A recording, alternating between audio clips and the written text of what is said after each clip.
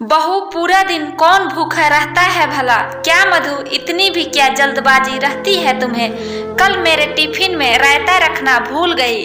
तुम्हें पता है ना, दही या रायते के बगैर मुझसे खाना नहीं खाया जाता। मधु का पति रोहित नाश्ता करते हुए बोला, हाँ पापा, आपकी बात से मैं एग्री करता हूँ। मम्मी एकदम से भुलक्कड़ होती जा रही है। देखो ना, कितने दिन से मैं कह रहा हूँ कि मुझे लंच में इडली या उत्पम बना कर दे दे, लेकिन वही सब्जी रोटी। सबकी मम्मी इतना अच्छा लंच देती है उन्हें, और मम्मी वही बोरिंग सा खाना रोज रोज। मधु का बेटा आर्यन अपने पापा की हाँ में हाँ मिलाते हुए बोला। मधु रसोई में जल्दी जल्दी हाथ चलाते हुए सबकी बातें सुन रही थी। अभी वह कुछ कहती, उससे पहले ही उसकी सास भी अपनी शिकायतों का पुलिंदा लेकर बैठ गई। बहू, सुबह सुबह कहना तो मुझे अच्छा नहीं लग रहा, लेकिन क्या करूं, कहे बगैर मुझसे रहा भी नहीं जाता। देख रही हूँ कुछ दिनों से सब्जी में कभी मिर्च तेज और कभी नमक, और कल तो तूने रोटियां ही इतनी सख्त बनाकर रख दी थी कि पूछो मत, चबानी मुश्किल हो गई। मधु की सास, जो अभी सैर करके आई थी, अपने मन की भड़ास निकालते हुए बोली। अब मधु के सब्र का बांध टूट गया। मम्मी जी, आप सब सुबह सुबह शिकायतें तो लेकर बैठ गए, लेकिन कभी आपने यह भी देखा है कि मैं एक कप चाय भी ढंग से पीकर नहीं जा पाती ऑफिस। सुबह 9 बजे उठती हूँ और एक टांग पर खड़े हो आप सबके लिए चाय नाश्ते से लेकर दोपहर का खाना पीना बना कर जाती हूँ। और रोहित, आप ऑफिस कभी 9 तो कभी 10 बजे जाते हो, और उससे पहले आराम से उठकर ब्रेड टी और चाय नाश्ता करते हो, लेकिन कभी यह नहीं कि किचन में मेरा हाथ ही बटा दे। आपकी देखा देखी आर्यन भी ऐसा हो गया है, एक गिलास इधर से उधर नहीं रखता, और शिकायतें दुनिया भर की। सुबह 5 बजे से लेकर 8 बजे तक चक्कर घिन्नी की तरफ घूमती हूँ, और फिर भी आप लोगों के मुंह से बड़ाई का एक बोल नहीं निकलता। मधु आंखों में आंसुओं को किसी तरह छुपाते हुए बोली, अरे यार, मैंने तो एक छोटी सी बात कही थी। तुमने कितनी बार कहा है खाते पीते समय शिकायतें मत किया कर। सुबह सुबह अगर मूड खराब हो जाए तो पूरा दिन खराब हो जाता है, लेकिन तुम समझो तब ना। मम्मी जी, सब कुछ मैं ही समझू इस घर में, सारी गलती मेरी, सारी शिकायतें मुझसे। मधु झल्लाते हुए बोली, बहू, गलती करोगी तो सुनना ही पड़ेगा। 10 साल होने को आए तुम दोनों की शादी को, और तुम्हें इतनी समझ नहीं कि रोहित दही के बगैर खाना नहीं खा सकता। सास भड़कते हुए बोली, और मेरा तो कितनी बार टिफिन छूट जाता है। रोहित के ऑफिस के रास्ते में ही मेरा ऑफिस पड़ता है। कभी आप दोनों से इतना नहीं हुआ कि आप उन्हें कहो कि मेरा टिफिन मुझे देते हुए चले जाए। मैं पूरा दिन ऑफिस में भूखी रहूं, किसी को फर्क पड़ता है क्या? अब रहने भी दे बहू, पूरा दिन कौन भूखा रहता है। पता है मुझे, ऑफिस में कैंटीन है तुम्हारे, वहाँ से मंगा कर खा लेती होगी कुछ, इसलिए रोहित को तंग नहीं करती। सास तंज कसते हुए बोली, मम्मी जी, मेरी ऑफिस की कैंटीन का तो आपको पता है, तो भी पता होगा आपको कि आपके बेटे के ऑफिस में भी कैंटीन है, उन्होंने भी दही मंगा कर खा ली होगी। बहू, तुझे तो समझाना ही बेकार है, उल्टा हम में गलतियां निकालने लगती है। कहते हुए उसकी सास भी वहां से उठकर चली गई, और आर्यन तो कब का चुपचाप अपना बैग उठा नीचे चला गया था। सुबह सुबह सबकी बातें सुन मधु का इतना मूड खराब हुआ कि वह बिना चाय नाश्ता किए अपने ऑफिस चली गई। ऑफिस में पहुंचकर भी उसका मूड उखड़ा रहा, काम में मन ही नहीं लग रहा था। फिर भी किसी तरह अपने आप को उसने काम में व्यस्त कर लिया, जिससे उसका ध्यान बढ़ जाए। 1-1.5 घंटे बाद उसे ध्यान आया कि उसके साथ वाली टेबल पर बैठने वाली उसकी कलीग मिसेस रमा नहीं थी। तभी किसी काम से पियून वहां आया तो उन्होंने उसके बारे में पूछा, रमा जी का कोई मैसेज, क्या छुट्टी पर है? नहीं मैडम, हॉस्पिटल गई है, चेकअप के लिए कह रही थी, थोड़ी देर में आ जाएंगी। अभी मधु उससे बात कर ही रही थी कि रमा जी उन्हें सामने से आती हुई दिखाई दी। नमस्ते दी, कैसी हो, तबीयत ठीक है आपकी? मधु ने रमा जी से पूछा। बस तबीयत का तो ऐसा ही है, बीमारियों का शरीर हो गया है। एक सुधरती नहीं दूसरी लग जाती है। रमा जी हंसते हुए बोली, ऐसा भी क्या दी? तभी पियून ने रमा जी को कुछ अर्जेंट फाइल लाकर दी और उसे जल्द से पूरा करने के लिए कहा।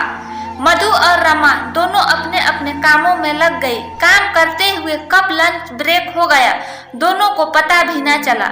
ऑफिस में हलचल देख रमा जी ने मधु से कहा, चलो भाई पेट पूजा कर ले। कहते हुए रमा जी ने अपना टिफिन निकाला। उनकी बात सुन मधु ने भी अपना बैग खोला, लेकिन टिफिन न देख वह समझ गई आज सुबह की बहस में उसका टिफिन घर पर ही छूट गया। यह देख उसका चेहरा उतर गया कि इतना कहने के बाद भी रोहित उसे टिफिन देने नहीं आया। मधु का उतरा चेहरा देखकर रमा जी सब समझ गई। हो जाता है, अरे मेरे साथ भी शुरू में कई बार हुआ है। जल्दबाजी में टिफिन घर पर ही छूट जाता था। चल दोनों मिलकर टिफिन शेयर करते हैं। नहीं दी आप खाओ, मुझे भूख नहीं। क्यों भूख नहीं? क्या व्रत है तेरा? नहीं ऐसी बात नहीं, मैं कैंटीन से कुछ मंगवा लेती हूँ। तू शुरू तो कर, इसे खा पी कर कैंटीन में ही चलते हैं। वहाँ से दोनों कुछ और ले लेंगे, पहले इसे तो निपटा। रमा जी की प्यार भरी मनुहार देख मधु का मन भर आया और वह चुपचाप उनके साथ खाना खाने लगी। खाना खाकर दोनों कैंटीन में गई और वहाँ चाय के साथ कुछ हल्का सा स्नैक्स ऑर्डर कर टेबल पर बैठ गए। अब बता मधु, क्या बात है? सुबह से ही तेरा चेहरा उतरा हुआ है। रमा जी ने प्यार से मधु के कंधे पर हाथ रखते हुए कहा। रमा जी का इतना प्यार व अपनापन देख मधु से रुका नहीं गया और उसने रमा जी को आज हुई सारी बातों के बारे में बता दिया। वैसे भी जब से वह इस ऑफिस में आई थी रमा जी से उनका एक अलग ही संबंध बन गया था। छोटी बहन की तरह प्यार करती थी रमा जी उसे। मधु की बात सुन रमा जी उसे समझाते हुए बोली, तुझे क्या लगता है मधु, तेरी सास अपने बेटे को भूखा जाने देगी या खुद भूखा रहेगी? नहीं, यह हर घर की कहानी है। मैं भी इसी दौर से गुजरी और जो तू कहती है ना कि दी अभी तो आपकी इतनी उम्र नहीं, आपने कितनी बीमारियां लगा ली है, तो मधु यह सब मेरी उसी नासमझी का नतीजा है जो अब तू कर रही है। मेरे परिवार में भी कोई मेरा सहयोग करने वाला नहीं था। जब पति ही आपको ना समझे तो दूसरों से उम्मीद क्या रखे? और बच्चे तो करते ही है जो देखते हैं। सास मुझसे परफेक्ट बहू की उम्मीद रखती, पति परफेक्ट पत्नी की और बच्चे परफेक्ट माँ की। मैं भी शुरू में या कहूँ उस समय उम्र का जोश था, उसकी उम्मीदों पर खरा उतरने की कोशिश करती। नहीं चाहती थी किसी को मुझसे कोई शिकायत रहे। सबके मुंह से निकलने से पहले उनकी फरमाइश पूरी करना मेरे बस में नहीं रहा, लेकिन सब यह समझने को तैयार ही ना थे। उनके लिए तो मैं वही 15-20 साल पहले वाली बहू, पत्नी और माँ थी। तारीफ तो शायद ही कभी किसी ने मेरी दिल खोलकर की होगी, लेकिन अब शिकायतें जी भर करने लगे सब। उम्र के इस दौर में जहाँ मुझे सबके सहयोग की जरूरत थी, वही पूरा परिवार मुझसे कटने लगा, क्योंकि अब मैं उनकी इच्छाएं पूरी नहीं कर पा रही थी। चाहे उसमें सास हो, पति या बच्चे, मेरे मन की समझने वाला कोई नहीं था। मैं किससे शिकायत करूं? अंदर ही अंदर मैं घुटने लगी। अपने खाने पीने से तो मैंने हमेशा ही समझौता किया था और इस समझौते की एवज में मुझे मिला अनगिनत बीमारियों का उपहार। इसके लिए भी परिवार वाले ही मुझे दोषी ठहराते हैं। सास कहती है कि हमने कभी रोक टोक नहीं की, सब कुछ इसके हाथ में था, उसके बाद भी न खाए पिए तो। पति का अपना अलग अलाव, तुम इतनी लापरवाह कैसे हो सकती हो? और बच्चे, वह तो अब अपनी ही दुनिया में मस्त है। बस मधु, इतना ही कहना चाहूंगी, अपने आप को मेरी तरह फरमाइशें पूरी करने वाली मशीन मत बना। हर बात को दिल से लगाने की जरूरत नहीं। जितना तुझसे बन सके उतना कर, क्योंकि कोई तेरी तारीफों के पुल नहीं बांधेगा। हाँ, शिकायतों का पुलिंदा लेकर जरूर बैठ जाएंगे सब।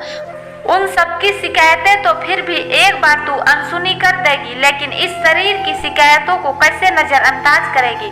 इसकी शिकायतें तो तुझसे जायज ही है, नजर आता है, अपने लिए भी और दूसरों के लिए भी। समझ रही है ना? हाँ दी, बहुत अच्छे से समझ गई। और बिल्कुल सही कहा आपने, इच्छाओं की तरह शिकायतें तो इंसान की कभी खत्म ही नहीं होती।